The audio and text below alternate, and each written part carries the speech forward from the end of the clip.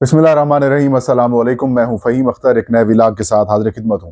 नाज़रीन, 8 फरवरी को होने वाले पाकिस्तान के 12वें आम इंतखाबात के खिलाफ इलेक्शन कमीशन ऑफ पाकिस्तान में लगभग 300 के करीब मुख्तलिफ हलकों को चैलेंज किया गया, उनके खिलाफ उधरदारियाँ फाइल की गई। अब इलेक्शन कमीशन ने लगभग 12 दिन की समातों के बाद अब इनके फैसले जो है वो महफूज करना शुरू कर दिए हैं, और इम्कान ये है कि अगले 2 से 3 दिनों तक फैसले जो है सुनाए जाएंगे। आज इलेक्शन कमीशन ऑफ पाकिस्तान में सलमान अकरम राजा साहब, उनके वकील ने NA 128 लाहौर में जहां से ओन चौधरी को जितवाया गया है, उस हलके के अंदर होने वाली जो मुबैना धांधली है वो इलेक्शन कमीशन ऑफ पाकिस्तान के सामने बयान कर दी है, उसके सामने साबित कर दी है। मगर इलेक्शन कमीशन ऑफ पाकिस्तान लाजवाब रहा, खामोश रहा, कोई जवाब नहीं था।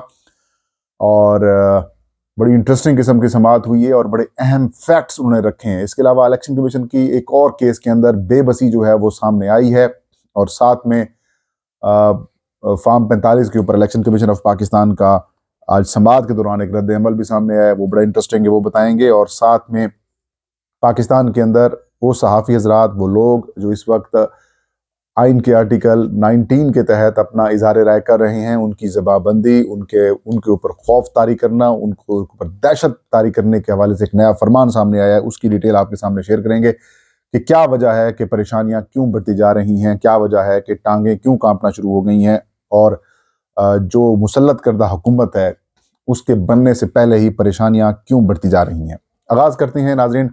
आज इलेक्शन कमीशन ऑफ पाकिस्तान में 12वें रोज़ या 11वें रोज़ जो है वो जो मुख्तलिफ हलकों को चैलेंज किया गया था फार्म 45 और 47 की बेस के ऊपर, और वहाँ पर जो इंतखाबी नतायज हैं उनके अंदर रद्दोबदल किया गया रिटर्निंग ऑफिसर्स के दफातर के अंदर। ये मैं नहीं बल्कि बहुत सारी जो मुबसरीन तंजीमें हैं वो भी यही फरमा रही हैं, वो ये कह रही हैं, और ये सारा कुछ पूरे पाकिस्तान के सामने हुआ।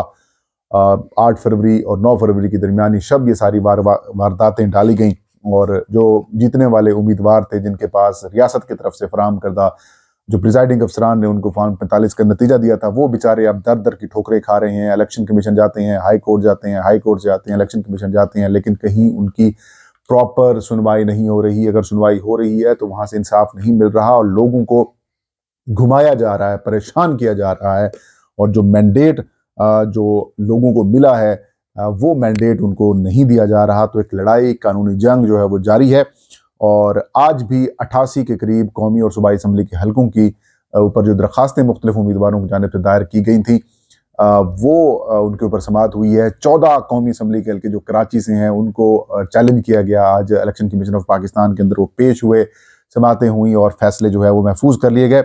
और सबसे जो इंटरेस्टिंग मामला था वो आज इलेक्शन कमीशन ऑफ पाकिस्तान के सामने NA 128 लाहौर, NA 128 लाहौर, जहां से सलमान अकरम राजा और इस्तेकाम पाकिस्तान पार्टी के जो उम्मीदवार थे ओन चौधरी, इनके दरमियान मुकाबला था, और सलमान अकरम राजा फॉर्म 45 की बुनियाद के ऊपर वाज़े मार्जिन के साथ ये कामयाबी हासिल कर चुके हैं। लेकिन वही कहानी जो कि पूरे पाकिस्तान के अंदर मौजूद है, पूरे पाकिस्तान के हर हल्के के अंदर ये स्टोरी सुनाई गई, वो कहानी जो है वो इस हल्के के अंदर भी रिपीट हुई, लेकिन इस हल्के के अंदर कुछ ज़्यादा ही गड़बड़ की गई है, जिसके ऊपर आज बड़े सख्त किस्म के दलाइल दिए सलमान अकरम राजा ने खुद और उनके वकील मखदूम अली ने। और आज बड़ा इंटरेस्टिंग किस्म का जो है वो समाअत हुई, और इस समाअत के अंदर ओन चौधरी की तरफ से भी वकील दो पेश हुए, और उन्होंने कहा कि ये केस जो है वो इलेक्शन कमीशन का बनता ही नहीं है। मतलब डायरेक्टली या फिर इनडायरेक्टली उन्होंने टेक्निकल ग्राउंड्स के ऊपर ये प्ली इख्तियार करने की कोशिश की और इलेक्शन कमीशन ऑफ पाकिस्तान की जुरिस्डिक्शन को चैलेंज किया। हालांकि इलेक्शन एक्ट के मुताबिक जब तक ट्रिब्यूनल्स नहीं बनते, इलेक्शन कमीशन ऑफ पाकिस्तान किसी भी इस तरह के मामले के ऊपर समाअत कर सकता है। NA 75 डस्का के अंदर इलेक्शन कमीशन ऑफ पाकिस्तान ने वो तमाम नतीजा, वो तमाम इलेक्शन ही कलअदम करार देकर दोबारा पोलिंग करने का हुक्म दिया था। हालांकि इस वक्त ट्रिब्यूनल्स भी तश्कील दिया जा चुका था, वो मामला ट्रिब्यूनल्स को भी भेजा जा सकता था, लेकिन इलेक्शन कमीशन ने वो फैसला किया, लिहाजा दलील मौजूद है। इसलिए ये जो मौकफ है ओन चौधरी साहब के वकला का वो दुरुस्त नहीं है। NA 128 यानी कि 128 के अंदर सलमान अकरम राजा साहब ने आज जो समाअत के अंदर कहा, और ये कहा कि ये कैसे मुमकिन है कि कौमी असम्बली के अंदर जो वोटर है वो वोट डाला है, उसका टर्नआउट 57% कर दिया गया, जबकि उसके जो नीचे हल्के हैं सूबाई असम्बली के, वहां पर टर्नआउट सिर्फ 39 या 38% कर दिया गया। उन्होंने कहा 1,10,000 से ज्यादा जो वोट्स हैं वो यहाँ पर जाली डाले गए हैं, और हम लगभग 80 से 90 हज़ार की लीड से हम जीत गए थे, लेकिन फॉर्म 45 जो है वो उसके ऊपर नतीजा नहीं बनाया गया, बल्कि RO के ऑफिस में फॉर्म 47 बनाकर और ओन चौधरी साहब को जितवा दिया गया। उन्होंने कहा कि मैं रात 12:30 बजे रिटर्निंग ऑफिसर के दफ्तर में गया, लेकिन बाद में जब मैं बाहर गया, फिर जब 4 बजे के करीब वापस आया तो मुझे दाखिल नहीं होने दिया गया। और उसके बाद उन्होंने कहा कि फॉर्म 47 जब जारी किया जाता है तो हमें नहीं बुलाया जाता बाद में, और जब फॉर्म 48-49 जारी किया जाता है तब भी नहीं बुलाया जाता। इलेक्शन कमीशन ऑफ पाकिस्तान से उन्होंने इस्तदा की, उनके वकील ने इस्तदा की कि आप जो तमाम फॉर्म्स हैं, फॉर्म 45, 46, 47, 48 और 49, ये तमाम तर इलेक्शन कमीशन ऑफ पाकिस्तान अपने कब्जे में ले और अपने कब्जे में लेकर इसकी खुद इन्वेस्टिगेशन करे। ये बड़ा इंटरेस्टिंग किस्म का केस इस वजह से है क्योंकि इलेक्शन कमीशन ऑफ पाकिस्तान के वकील जो हैं वो मखदूम अली खान रहे हैं सुप्रीम कोर्ट ऑफ पाकिस्तान, वो आज यहाँ पेश हुए। और उसके अलावा सलमान अकरम राजा को इलेक्शन कमीशन ऑफ पाकिस्तान काफ़ी कदर से देखता है, पाकिस्तान के नामवर और बड़े वकला के अंदर उनका शुमार होता है, और वो इस तरह से केस नहीं जाने देंगे। इसके अलावा जो आज एक इंटरेस्टिंग और इस समात के अंदर जब इलेक्शन कमीशन के सामने उनके जो वकील हैं या फिर सलमान अकरम राजा साहब ने खुद, उन्होंने वीडियोज़ मैंने जारी की हैं, मुझे रोका गया रास्ते से, मेरे खिलाफ जो है वो उन्होंने कहा कि हमने तमाम पोलिंग स्टेशन का विजिट किया, 1,10,000 से ज़्यादा वोट जाली यहाँ पर डाले गए, इसका फ्रॉन्जिक कराया जाए। ये बड़े मामला थे। इलेक्शन कमीशन इस केस के ऊपर फैसला महफूज कर लिया है। होना क्या है वो तो सबको पता है, लेकिन धुआंधार किस्म के उनके दलाइल थे और खामोशी सी छाई हुई थी कोर्ट रूम के अंदर, और इलेक्शन कमीशन के पास एज सच कोई जवाब नहीं था। वो दिल से तो सोचते होंगे कि यार गड़बड़ तो हुई है, लेकिन इस हल्के के अंदर तो मैसेज भी कर ली गई है। खैर, ये हल्का, इसका नतीजा जो है वो नाज़रीन मैं आपको बता दूं, आज नहीं तो कल बचता हुआ दिखाई नहीं देता। इसके अलावा एक और केस की समाअत के दौरान member election commission Punjab Babar Hasan बरवाना साहब ने जब फॉर्म 45 के वाले से बात सामने आई तो उन्होंने कहा कि फॉर्म 45 के ऊपर जो है वो इस हल्के का नतीजा नहीं बना, इसकी इन्वेस्टिगेशन करवा लें। बाबर हसन बरवाना ने कहा कि पूरे पाकिस्तान में फॉर्म 45 की बुनियाद के ऊपर फॉर्म 47 नहीं बनाया गया, इसकी सारी शिकायत आ रही हैं। अब लाखों फॉर्म्स का हम किस तरीके से जो है वो इसको ऑडिट करा लेंगे। तो उनके वो जो वकील थे मुखालिफ, उन्होंने कहा कि आप इसके हवाले से कि फ्रांसिक कंपनी से खिदमात हासिल कर लें, दूध का दूध और पानी का पानी सामने आ जाएगा। लेकिन फिर खामोशी, तिलों में तेल नहीं रहा, खामोशी इख्तियार कर ली गई। और उसके बाद केस की समाअत जो है वो मैंने कि फैसला रिजर्व करके सारे कर दी गए। लगभग 88 केसेस की समाअत हुई है और इससे पहले भी बहुत सारे मुकदमात की समाअत होती रही है। आज इंटरेस्टिंग बात ये सामने आई है कि N64 गुजरात जो है वहाँ से चौधरी सालेक हुसैन की कामयाबी का नोटिफिकेशन इलेक्शन कमीशन ने जारी कर दिया है, और जो कैसरा इलाही हैं चौधरी परवेज अली साहब की अहलिया, उनकी जो दरख्वास्त है वो वैसे ही मौजूद है, लेकिन उनका नोटिफिकेशन जारी कर दिया गया। ज़ाहिर है जल्दबाजी बहुत ज़्यादा है, शहबाज शरीफ साहब को वज़ीर आज़म बनवाना है तो उससे पहले हुकूमत कायम करवानी है, तो परेशानी तो है।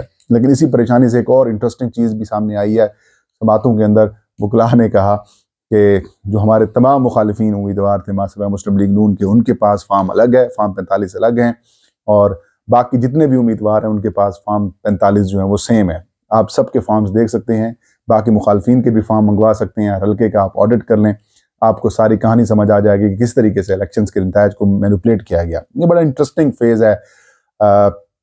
मुझे तो कम अज़ कम इलेक्शन कमीशन से ये उम्मीद नहीं है कि वो इस तरह से कोई इंसाफ करेगा, क्योंकि जिस किस्म का उनका कंडक्ट सामने आया है इंतखाबात के दौरान, वो बड़ा अफसोसनाक किस्म का है, बड़ा खौफनाक किस्म का है, और उससे बतौर इदारा इलेक्शन कमीशन ऑफ पाकिस्तान को इतना नुकसान शायद डिक्टेटर्स के दौर के अंदर ना हो, मार्शल लॉज के दौर के अंदर ना हो, जितना मौजूदा दौर के अंदर इलेक्शन कमीशन को हुआ है। और इससे इदारे की जो साख है अवामी सतह के ऊपर मुकम्मल तौर पर ख़त्म होकर रह गई है। आप कुछ भी फैसला कर लें इलेक्शन कमीशन के फैसले के ऊपर, लोग अब डाउट्स करेंगे, शुकूक व शुबहात का इजहार करेंगे, क्योंकि मतलब जो लोगों ने ट्रस्ट करके इतने मैसिवली रिस्पॉन्ड किया, लोगों ने जो है वो टर्न आउट बढ़ाया वोट डालने के लिए, जमहूरियत, इस सिस्टम, पार्लिमान के ऊपर यकीन रखते हुए वो आए। अगर आपने उनके मैंडेट का तहफ़्फ़ुज़ इलेक्शन कमीशन ने नहीं करना तो फिर किसने करना है। मतलब पोलिंग स्टेशन के ऊपर कोई गड़बड़ नहीं हुई, जैसे ही मामला रिटर्निंग ऑफिसर साहब के दफातर के अंदर गया उसके बाद कहानी शुरू हो गई। फिर लियाकत अली चट्ठा साहब जो कि साबिक कमिश्नर रावलपिंडी हैं, उन्होंने जो बयान दिया, जो खौफनाक बयान दिया, और ये कहा कि रावलपिंडी डिवीजन के तमाम नतायज हमने जो है वो मैनिपुलेट किए हैं, वहाँ पर जीतने वालों को हमने हरवा दिया है, 70-70, 80-80 हज़ार वोटों की लीड वालों को हमने हरवा दिया है, ये बड़ा जुल्म किया है हमने, उसका उन्होंने एतराफ़ किया।